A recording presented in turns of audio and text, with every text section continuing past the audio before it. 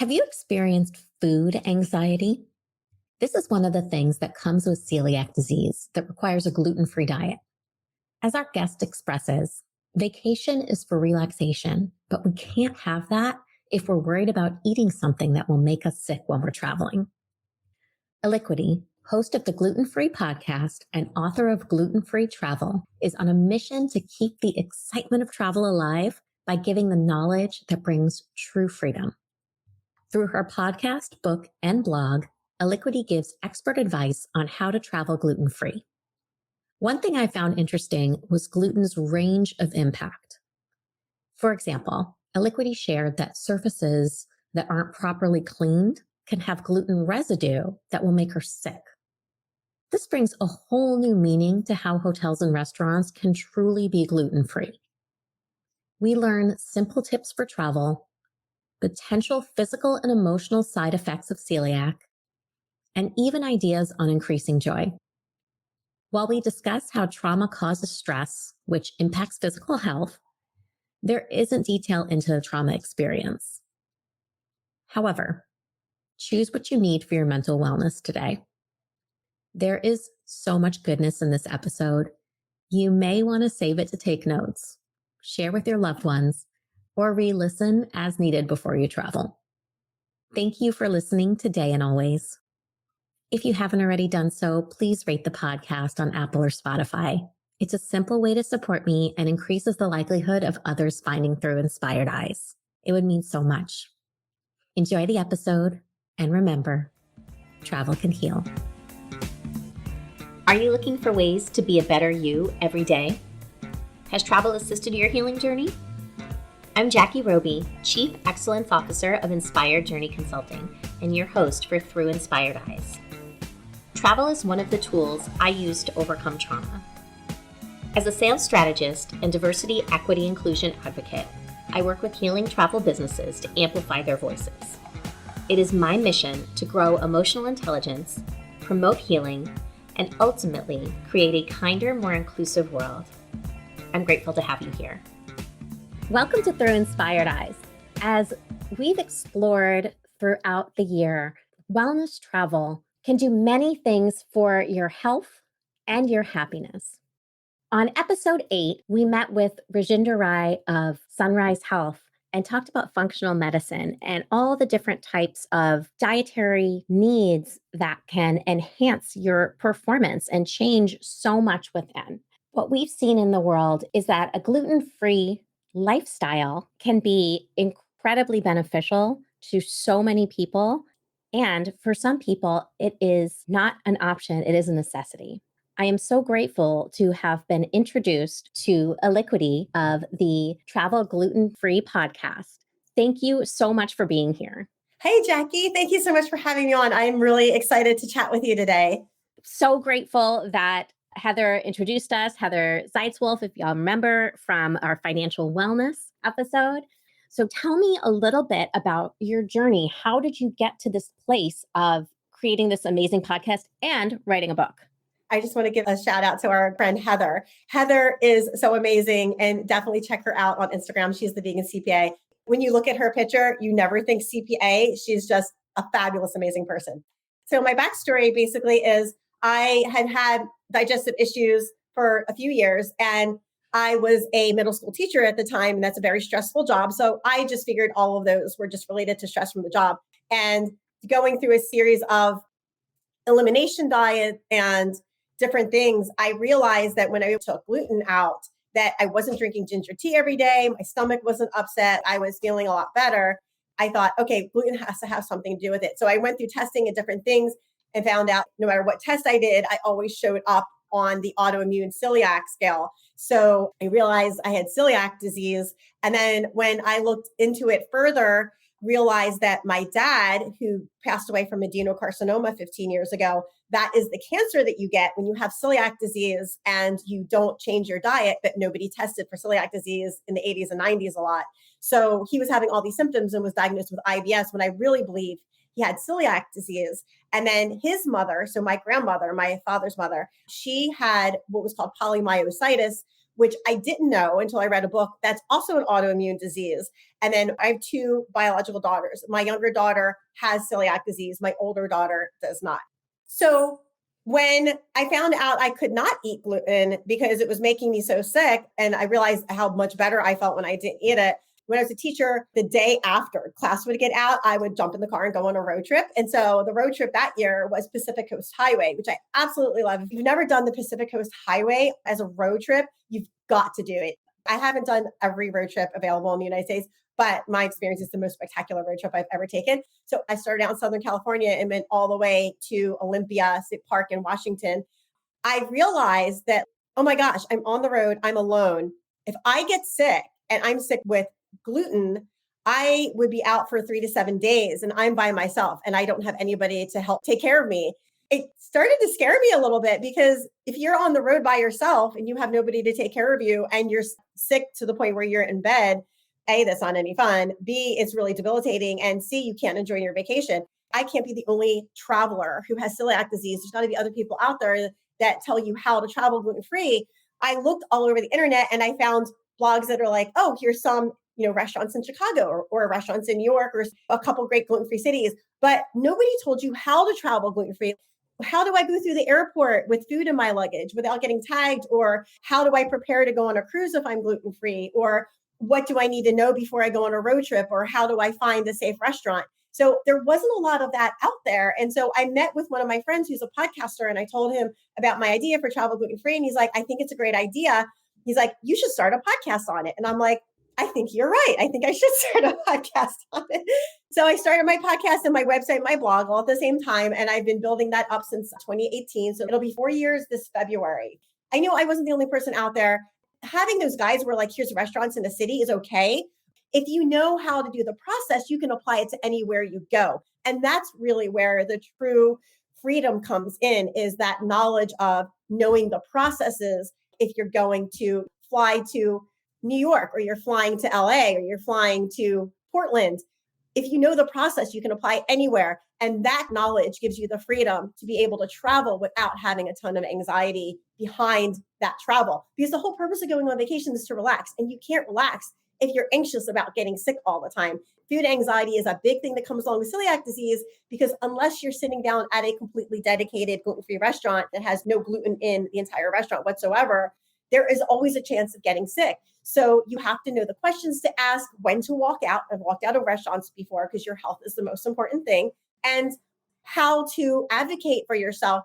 Some people say, oh, I hate to ask people to do favors for me. Well, it's really not a favor. So how I explain it to people is, if your friend is diabetic, would you tell them to eat a candy bar? No, you wouldn't, because that would make them sick and end up in the hospital. Same thing with celiac disease. It's not just a stomach ache, and everybody's symptoms are different. But my personal symptoms are, if I get gluten in my diet, and it also depends on how much, it ranges anywhere from joint and muscle pain from 1 to 3 days to a cross between the flu and food poisoning for up to 10 days. So it can be really debilitating. So you have to be really careful, and that can ruin your whole vacation. So that's why I decided to make my platform, is to give other people that information on what to do, how to do it. I'm the kind of old school on books. Kindles are great, and they're also great for travel because you don't have to carry a lot of weight with you. But I prefer just like the feeling and the texture and using my highlighter in a book. I felt like that was my natural next step because I had all this content, but to put it in a book where someone could just buy it, take it home 2 or 3 months ahead of time. It was really rewarding because last fall was the first in-person gluten-free expo I had done since before COVID. I had a couple come up to me at the table and they said, oh, we met you at this gluten-free conference 3 years ago. We were really scared to travel because we didn't know what to do, but we've been listening to your podcast and we were so inspired. We took our first trip a couple months ago, gluten-free. And I was like, yes, that's the whole purpose of my podcast, is to help people like that feel like they don't have to be trapped. They can go out and explore the world and see cultures and feel that excitement about traveling and not being super anxious about it. Wow. All right. There's so much goodness in everything that you just said. So I'm going to back up a little bit. I think it's so aligned that you're teaching, because you've come from that space. And now that you've found something else that people really need, you're on a journey to help. And that's so beautiful. So really appreciate that kind of work. Thank you. Absolutely. And for anybody listening, and here's a dog in the background, by the way, I'm just going to call this out. I have a friend over with her dog, Roscoe, who I absolutely adore. And I believe that these things are a part of life. Just FYI, that's what's happening in my home. I'm just surprised it's not my dog barking in the background. If your dog barks, just tell him his name or her name or their name, and we'll just introduce them in. So, when you were on this journey of figuring out your own health, were you able to get the support from doctors? Thank you for asking that question, because typical experience for someone who has celiac disease is that there is not a lot of good doctor support. Actually, there's very little. I've had several people come on my podcast, and when they found out they had celiac disease and they asked their doctor, well, what can I eat? What can I eat? Their doctor told them to Google it. How hard is it to say, go to a nutritionist? Even that at a minimum is even a Western medical thing. And there are nutritionists that specifically work with people who have celiac disease. But I did not actually go to my doctors for support because I have not had a great experience with Western medicine.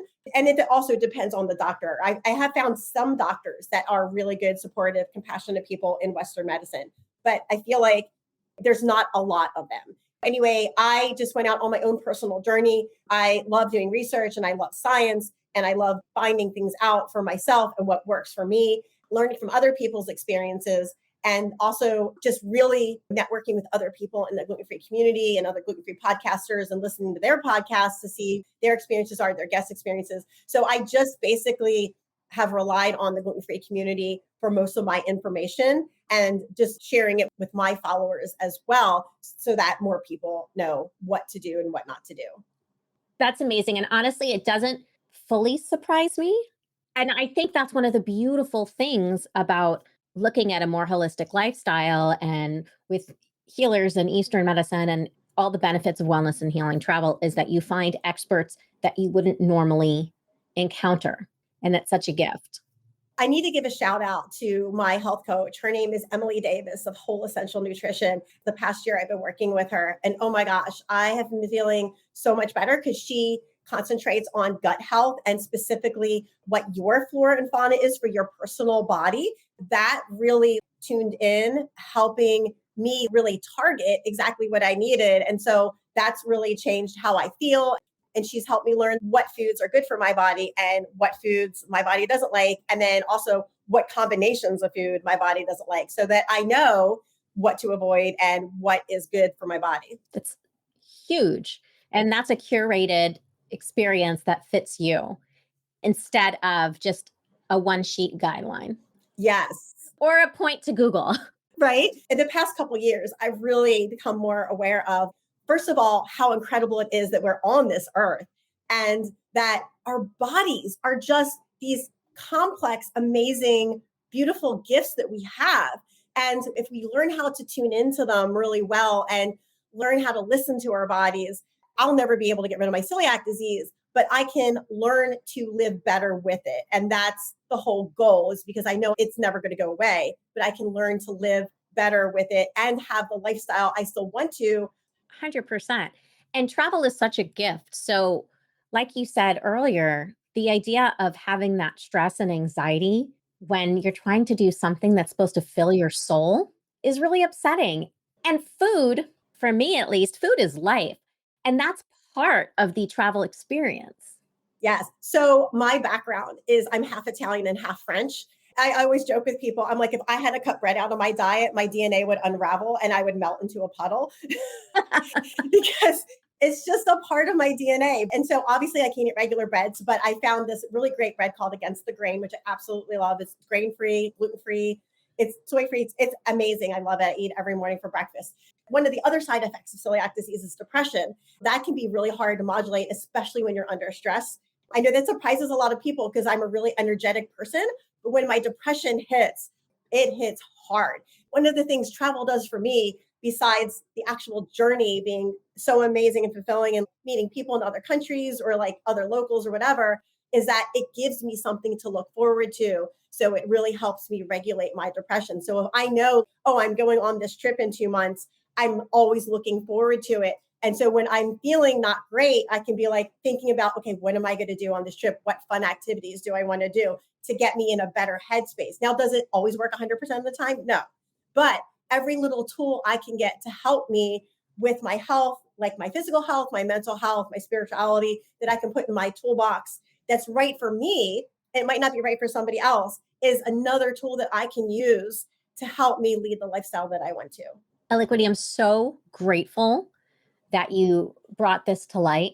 First of all, I didn't know that depression was a side effect of celiac in some cases. So that's very interesting. Second, as somebody who also has depression, it's a funny thing how those of us with high energy or positivity, it shocks people to see that downside when really so much sometimes of that positivity is to help prevent you from being down. So going back to the how depression and celiac disease are related, your digestive system has a lot of neural tissue in it. And because it has a lot of neural tissue in it, that affects your brain health because you have imbalances with your digestive system and your digestive system can balance so easily with celiac disease is one of the reasons why that contributes to depression.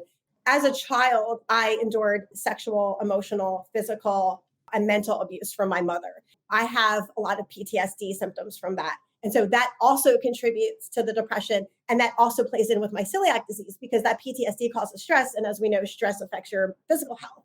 And then when my physical health doesn't feel great, that affects mental health. So trying not to get into that rabbit hole is really hard sometimes, especially when I'm in stressful events. Travel is one of those things that really makes me feel amazing. Travel is very therapeutic to me, both physically and emotionally. Hmm.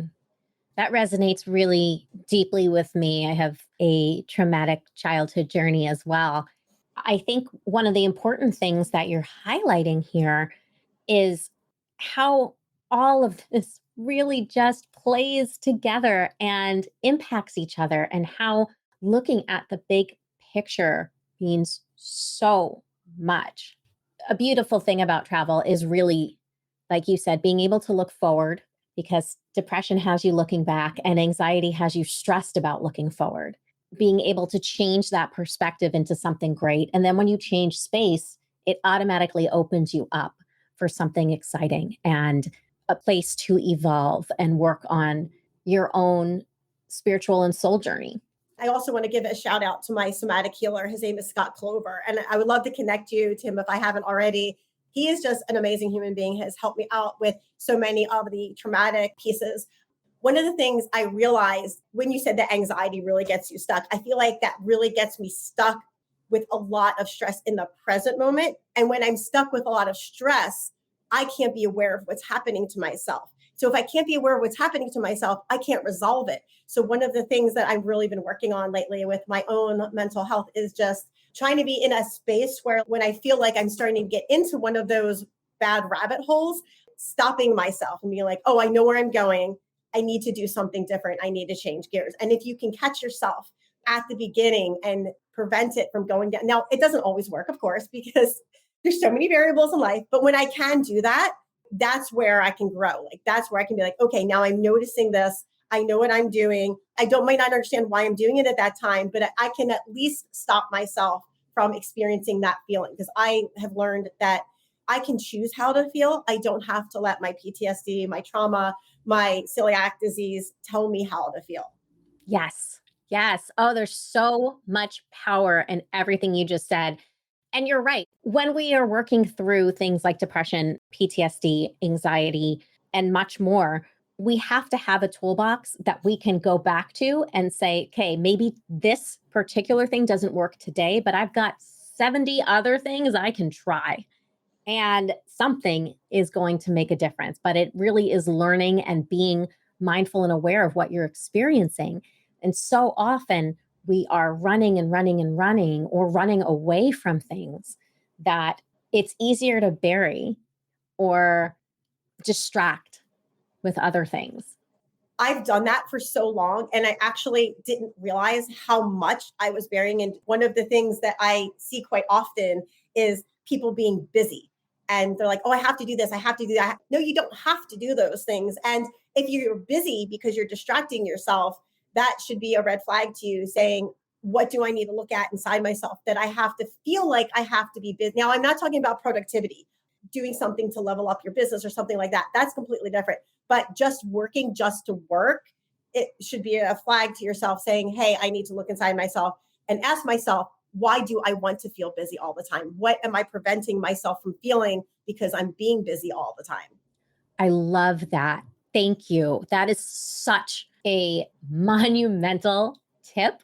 And it's true because there's this busyness badge of honor, Mm-hmm.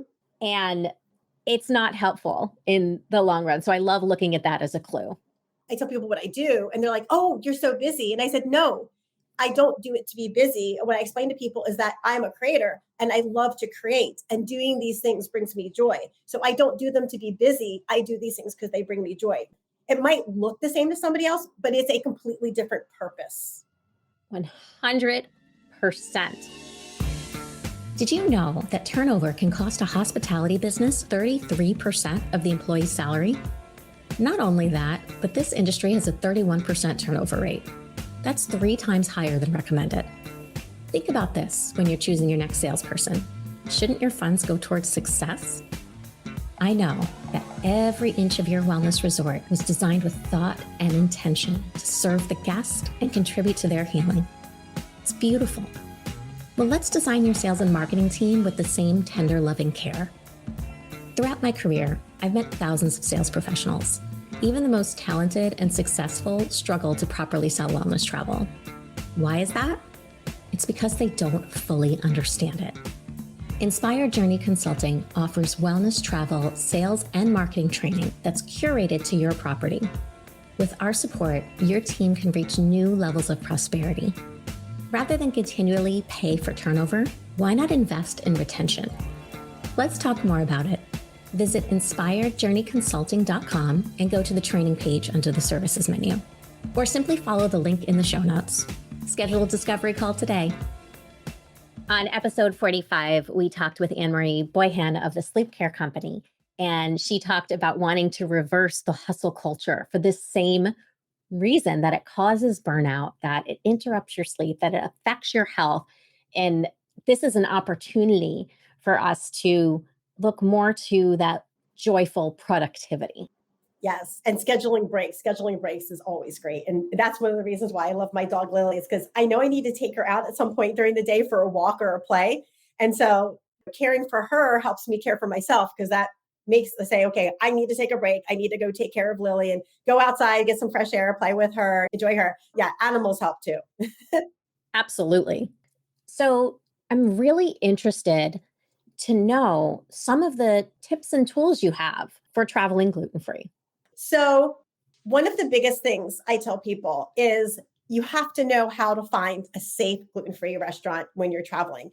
Because even if you want to cook all your own food, it's probably not going to happen. I've interviewed Jason Elmore. He's developed this app called Find Me Gluten Free, and I use that worldwide. It is amazing to find dedicated gluten free restaurants or restaurants that are gluten-free friendly. That's the one biggest tip I have for people. So if you want to listen to how he developed it, definitely check out Travel Gluten-Free and listen to episode 10. And then I also had him on another episode. It's a great, great, great app. It's like $12 or $15 for the year. So it's a no-brainer for me because I travel a bunch. Buy the paid app because it supports the app. And then also you're getting even more great gluten-free information. And there's also gluten-free reviews from people who are gluten-free who have gone into that restaurant. So it's a really awesome resource. Another thing I tell people is always call ahead, especially since COVID, because some restaurants have closed. Find out, ask the questions. If I come in with a gluten allergy, can you clean the grill? Can you change your gloves? And if they say no, that's not a safe place to go. Another thing, which is really important, is to have a partner that supports you. My husband, Jeff, is so super supportive of my health. He has been so amazing. Sometimes we're at a restaurant, I'll forget to ask a question and he'll ask the question. So having a super supportive partner that you're traveling with, whether that's your romantic partner, your friend, your family, your relatives. I've heard of people who don't have supportive family members, don't travel with them. Bring your own food or whatever. And if you have friends who aren't supportive, don't travel with them either, because you're going to end up getting sick because you're going to feel pressured and then you're just going to ruin your whole vacation. It's really not worth it. Be an advocate for yourself. You have a disease, even if you have an intolerance, it's your health. That's the most important thing you can have, because without your health, you really have nothing. You can't function. So explain to people how it makes you feel, because a lot of people don't understand. And mostly it's the not understanding part that ends up having you in a situation where you feel uncomfortable or you get cross contaminated or sick. Wherever you're going, even if you think there's going to be food there, bring food with you anyway. One of the things I love to pack with me, unless I'm going on a plane because I can't pack these little liquid protein shakes, because they're like an easy snack. There's no sugar in them. I can eat it. I can feel good. It's easily digestible because it's vegetarian. On road trips, I like to do mostly vegetarian because it's more easy to digest. Before I even touch that table, what I always bring spray hand sanitizer with me, even before COVID. And it's not because of the germs on the table, it's because of the gluten and the cross contamination in those places. So I will take my spray hand sanitizer, which is literally just rubbing alcohol and whatever essential oil I'm in the mood for. And I have it in my little travel container. I spray it all over the table and the chairs, and I take a napkin and I wipe everything down. And then that way I know there's no gluten on the surface. Because if I touch it, even if I have gluten-free food, I can get it into my food and eat it. I've had people look at me like, why are you doing that? I don't care what they think, because again, this is my health and I need to stay safe on vacation, especially on vacation. If you're going to a rural area, because rural areas are way less likely to be either A, educated on gluten-free or health options, or B, even understand what you need, just don't even plan on eating at restaurants in rural areas, because chances are you are most likely, not all the time, every once in a while you'll find one, you're most likely not going to find a restaurant that can safely feed you. And don't be afraid to bring your food in. I bring my food in, and if people ask me, I say, I have multiple food allergies and I don't believe that you can accommodate me and I need to stay safe. And if they don't like that, too bad. Wow. Okay. So as I look to all of this, this is amazing. I want to highlight the sanitizing that you do, because I think that's something that is not only a great tip for travelers, but it's also something for our travel industry partners in hotels and resorts and air crews, all of it, to recognize really that depth. So when we're talking about gluten free, yes, there's a dietary piece and there's a significant health aspect. And that is a precaution I myself didn't know about. I think that's very interesting for our listeners. I choose a gluten free lifestyle because I was actually instructed by my functional medicine doctor. And what I realize is I don't have a pain that comes with it. But what I do visibly get is a very irritating and painful eczema. So when I have gone off of this, I notice that difference. And I don't feel the need to have that kind of pain. And no medicine has worked on it. Well, just so you know, Jackie, eczema is actually another side effect of celiac disease. So is arthritis, diabetes. That's actually how we found out my daughter had it. She didn't have digestive symptoms. Her knee swelled up to the size of a grapefruit. And when we brought her to the doctor and did all this testing, they couldn't figure out what was wrong with her. So my friend, who was a pediatric cardiologist, said, bring her to a pediatric rheumatologist, because she was 16 at the time. We did. We got her tested for celiac, because I told the doctor, I said, it's not bacteria. She didn't injure it. Like, I feel like it's something she's eating. It's got to be, because that's the only thing. And this pediatric rheumatologist at the University of Utah, I can't remember her name, she's amazing, tested her for celiac disease. And on a scale of 0 to 15, Aaliyah was 122. Wow. Okay. Thank you. Again, I'm learning so much. And now I feel like I need some testing. Um, but that's huge. This is a wealth of knowledge. And one of the things I just wanted to add real quick too is celiac disease. I hear some people with celiac disease, it's an autoimmune disease, just like rheumatoid arthritis or any other autoimmune disease. And I hear some people say, like, oh, I have a cheat day once a week. Well, when you do that, what you're doing to your body is you are elevating a few things. One is you're elevating your inflammation in your body. And two is you're elevating the amount of damage that happens to your body each time you do it, because it's not like you damage it and the next day you're better. It takes weeks for your body to recover from that with an autoimmune, because your body's constantly attacking itself. When you do that every week, it's a cumulative effect. And that's why I've done so much to help the community. You can get this. You can get gluten-free bagels. You can get pretty much anything you want gluten-free. You just have to know where to get it. Is it more expensive? Yes. But I feel like paying that extra is really an investment in myself and my health. Could not agree more. And thank you for that. I think that's really so interesting to hear about that cumulative effect and the recovery of what that looks like. As we look at gluten-free travel, what cities and countries are best that have more safe options to eat? Oh, I love that you asked me that question because my last two episodes I actually did on that. Now, I have not been to all the countries in the world, so I'll just put a disclaimer on that.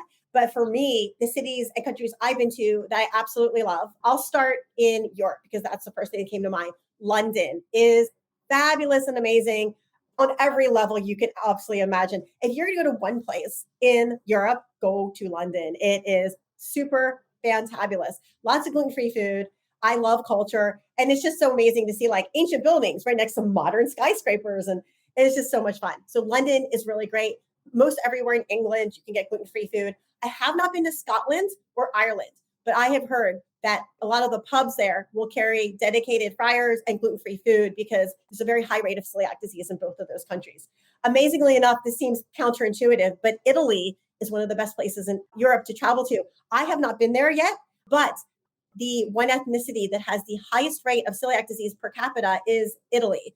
Restaurant owners there know that if they don't provide food for people who are celiac, they're not going to have business because you're bringing your family, you're bringing your big Italian family with you, like my big Italian family was when I lived in Philadelphia. They need to be accommodating if they want to stay in business, basically, in Italy. So Italy is a great place to go as well.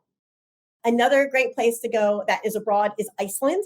One of the reasons why I love Iceland, besides the land of spectacular magical unicorns, waterfalls, and mountains and moss, is that there's a lot of really great seafood there. And their native language is Icelandic, but almost everybody also speaks English. So if you are an English speaking person, it is very easy to communicate with people there and tell them what you need. And although a lot of people don't list gluten-free on their menu or whatever, if you explain to them in Iceland, and the experiences I had, obviously, for the restaurants I've been to, I explained to them what I needed. And they said, yes, we can put it in a separate pan and grill for you. And I never got sick eating out in Iceland. And by the way, the dairy in Iceland is fantabulous. I was able to drink real chocolate milk, dairy milk, which I can't do in the United States. So I did that here. I would be so sick.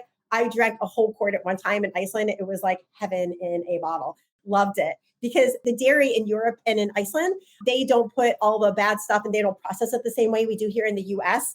I think it has more probiotics, but it's definitely a healthier dairy. So I can eat dairy no problem when I go to Europe, but I have to be very careful about the type of dairy. Like I have to eat organic dairy when I'm in the US.